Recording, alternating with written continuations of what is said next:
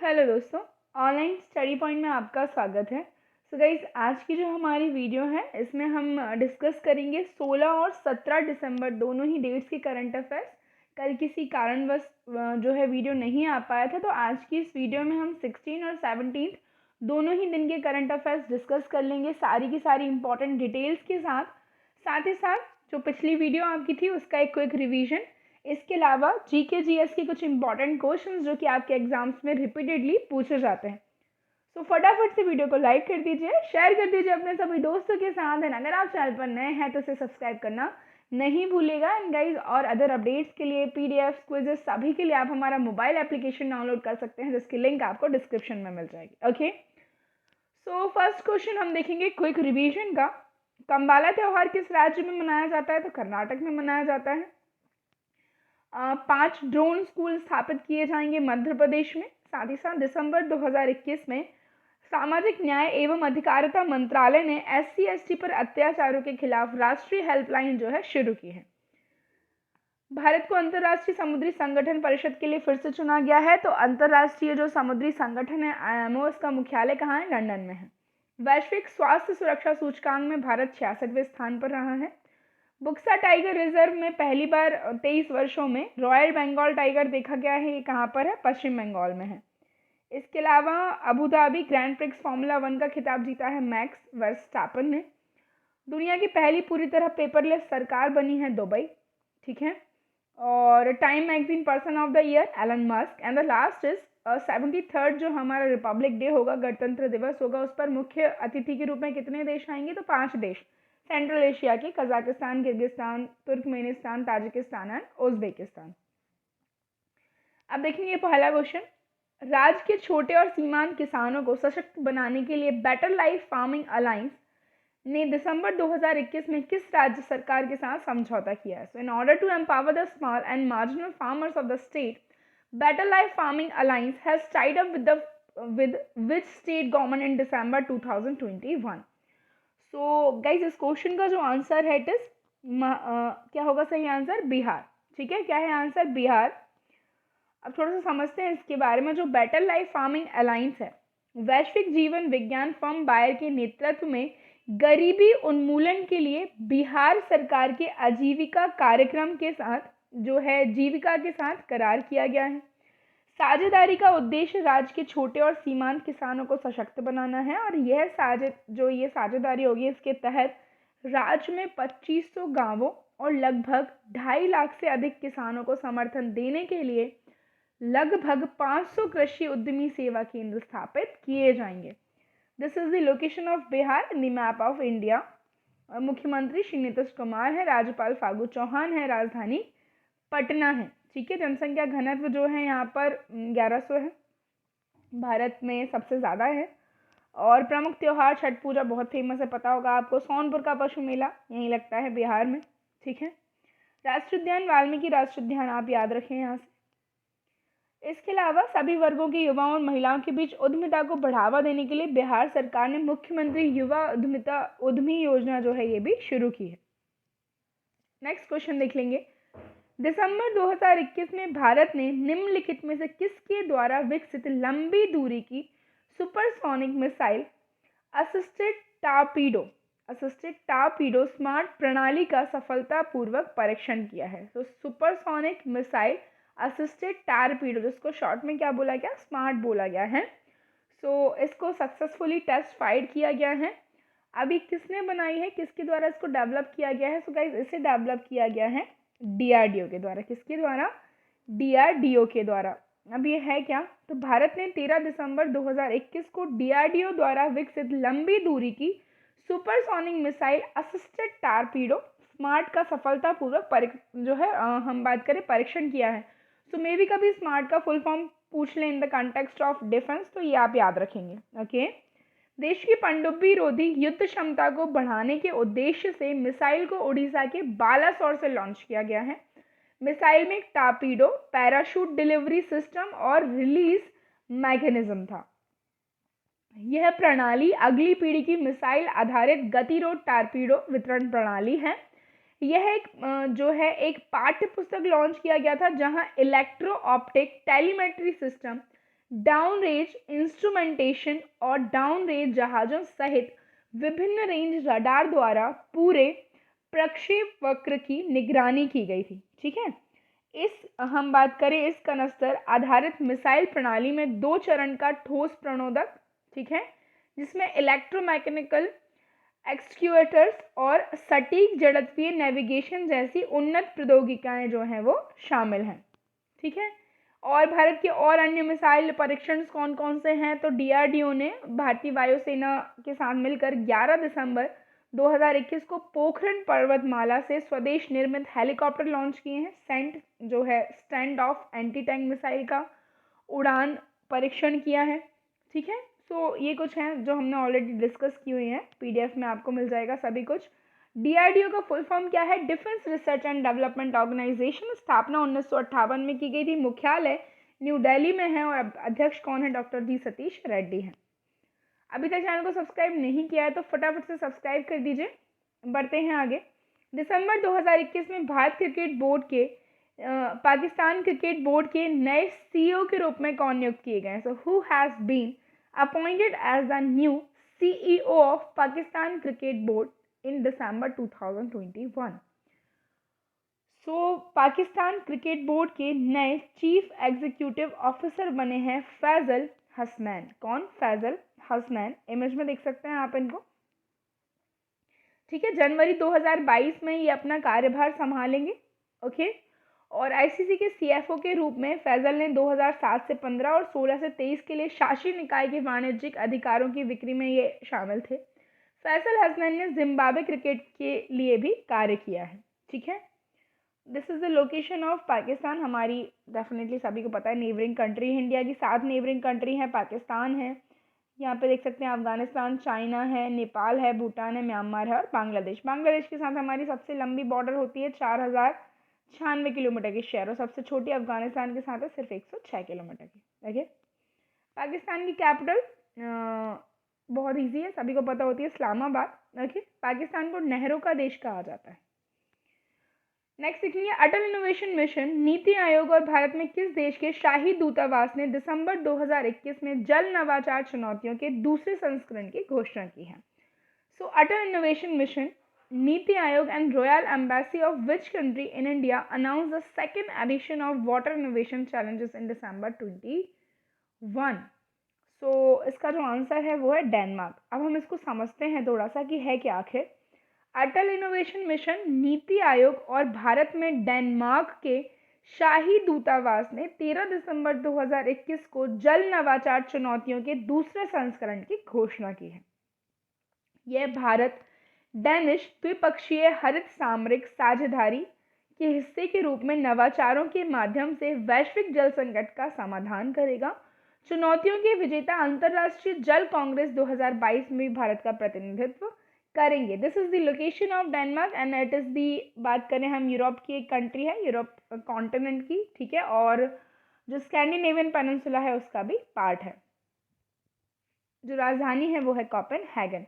नीति आयोग का यहाँ पर जो है जिक्र आया है, तो नीति आयोग ने 15 मार्च 1950 को योजना आयोग का स्थान जो है लिया है, मतलब 15 मार्च 1950 को स्थापित था कौन?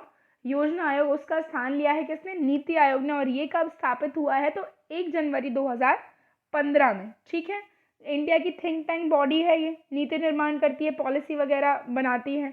और इसका जो full form it is national institution for transforming India, भारतीय राष्ट्रीय परिवर्तन संस्थान। ठीक, और अध्यक्ष नरेंद्र मोदी हैं जो कि पहले हैं और अभी भी हैं। उपाध्यक्ष राजीव कुमार हैं, इनसे पहले अरविंद पनगड़िया थे। ठीक है, और जो प्रधानमंत्री होगा he will be the x official chairman of NITI Aayog, पदहीन सभापति होगा। और सीईओ अभी अमिताभ कांत हैं, इनसे पहले सिंधुश्री खुल्लर थे। मुख्यालय नई दिल्ली में है।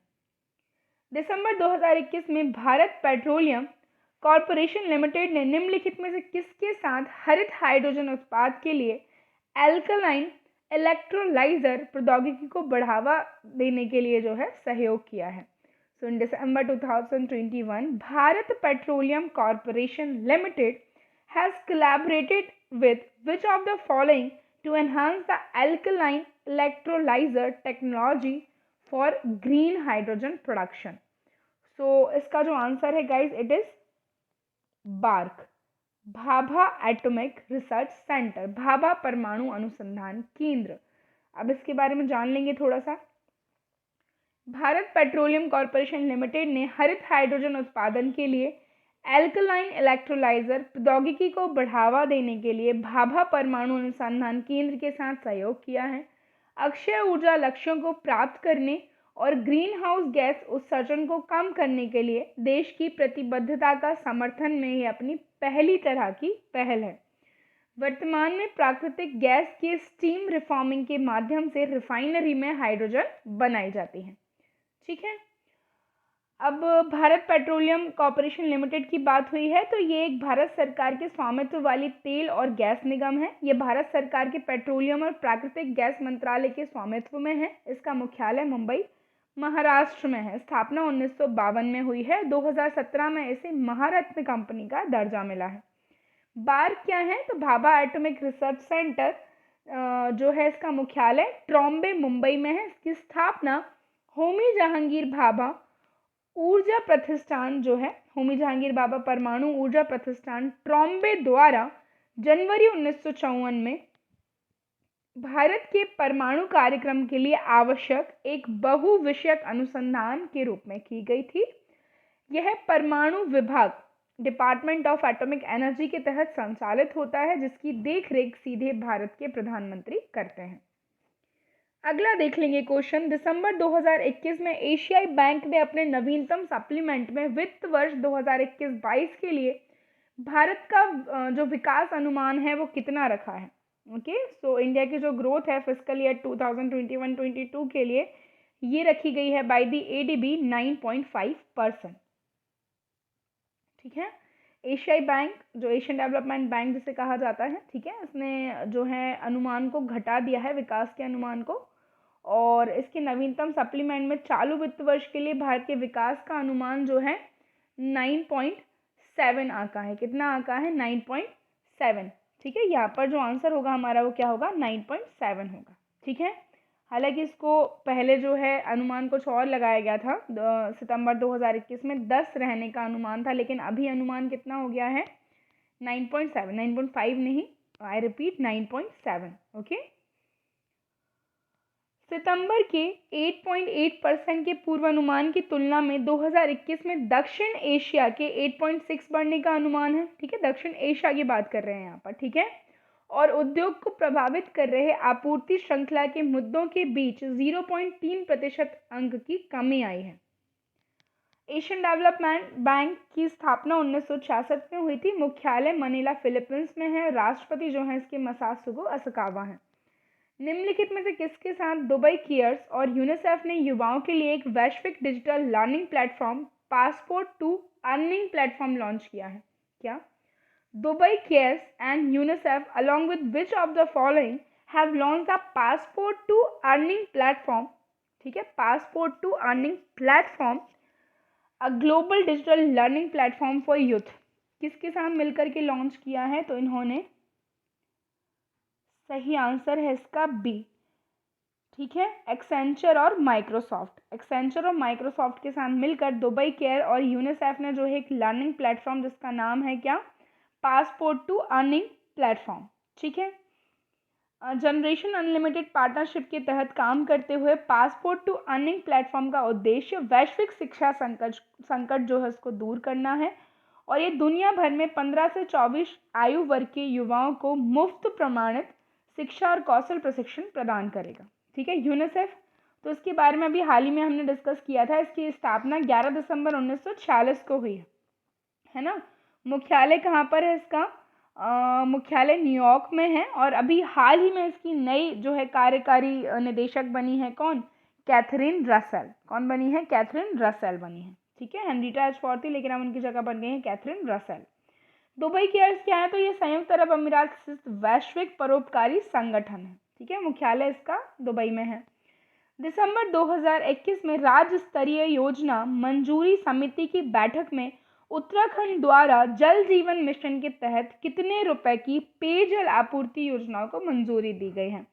So in December 2021 the state level plan sanctioning committee meeting approve the drinking water supply scheme of how much rupees under जल जीवन मिशन बाय उत्तराखंड। तो उसका जो आंसर है गाइस इट इज 56.7 करोड़। कितना है? 56.7 करोड़, 56.7 करोड़।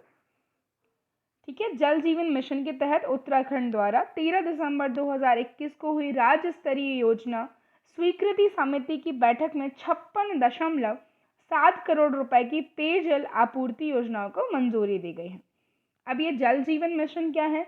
तो जल जीवन मिशन की घोषणा प्रधानमंत्री श्री नरेंद्र मोदी जी ने 15 अगस्त 2019 को की थी, जिसका उद्देश्य 2024 तक हर ग्रामीण घर में नल के पानी की आपूर्ति सुनिश्चित करना है। ठीक है,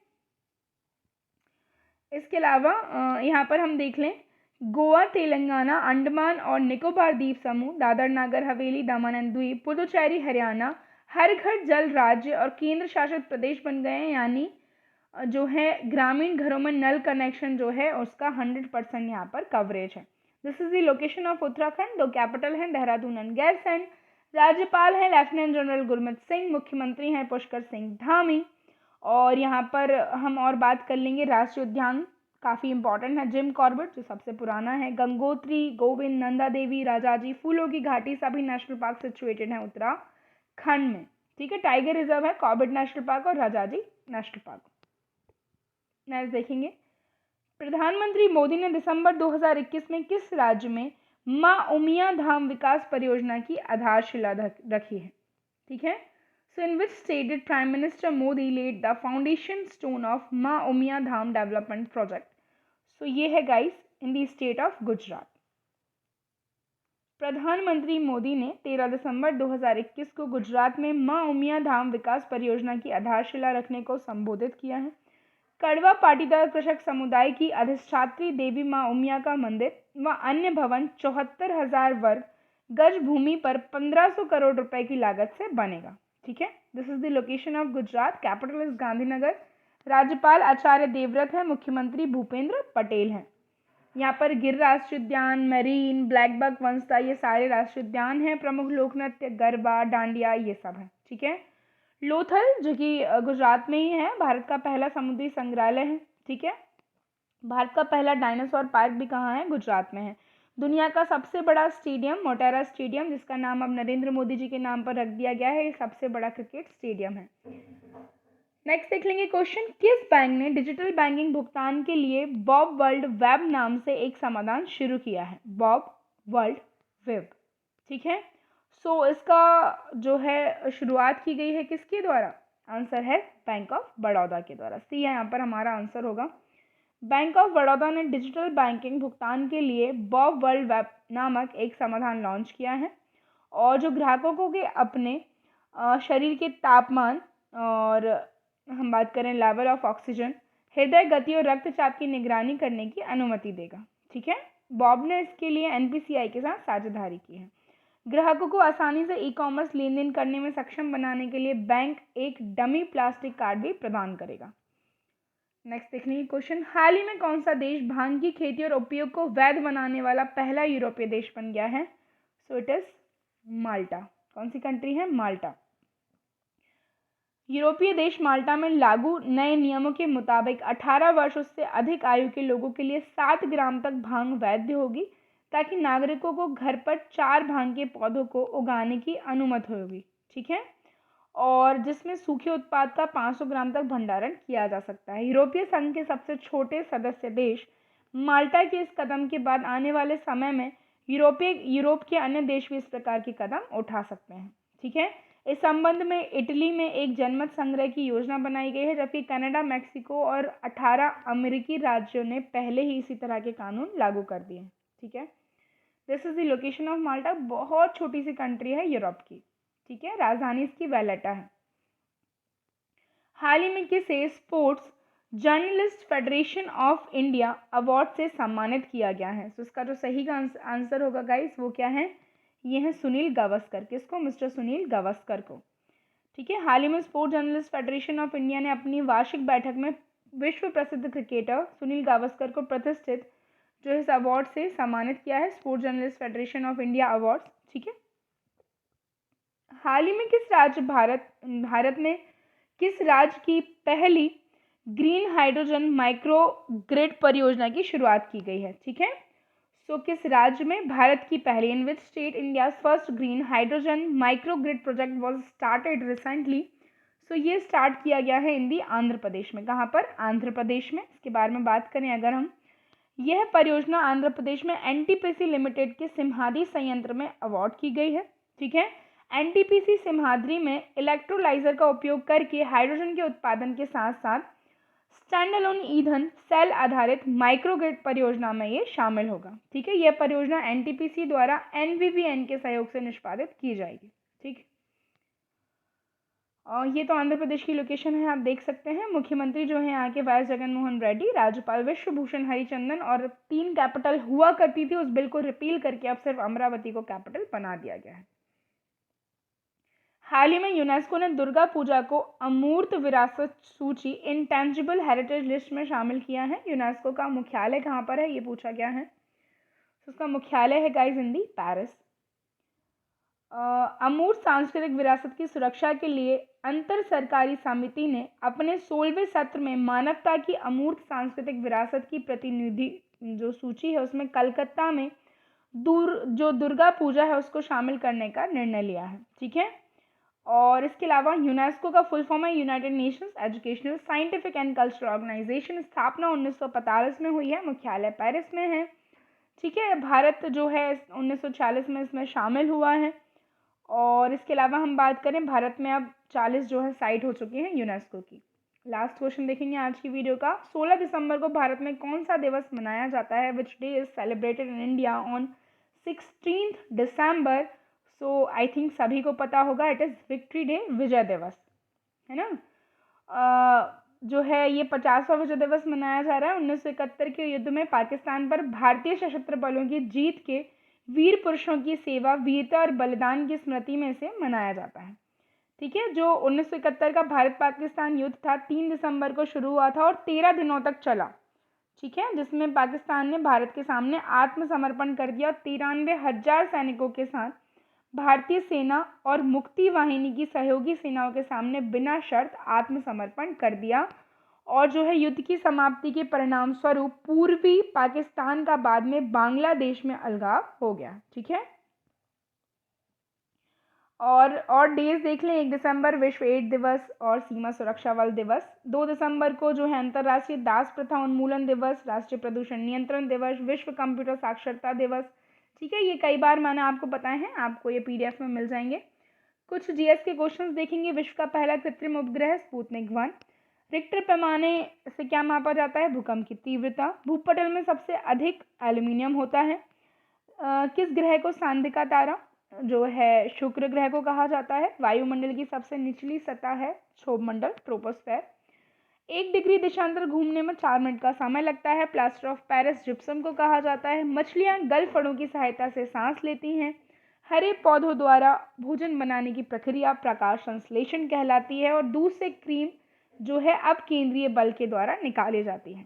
लास्ट वीडियो का जो क्वेश्चन था, हाल ही में एशियाई युवा पैरा खेलों में 2025 के 5वें संस्करण की मेजबानी करने की घोषणा किस देश ने की है? तो ये की है उज्बेकिस्तान ने। और आज का जो क्वेश्चन है इट इज, हाल ही में किस भारतीय गणितज्ञ को रामानुजन पुरस्कार 2021 से सम्मानित किया गया है? तो इस क्वेश्चन का जो आंसर है वो आप लोगों को देना है। ओके, सो गाइस ये जो थी हमारी आज की वीडियो थी। आई होप वीडियो आपको पसंद आई हो। इसे जल्दी से लाइक कर दीजिए, शेयर कर दीजिए अपने सभी दोस्तों के साथ। अगर आप चैनल पर नए हैं इसे सब्सक्राइब करना नहीं भूलेगा। हम लोग मिलते हैं नेक्स्ट वीडियो में। Thank you for watching.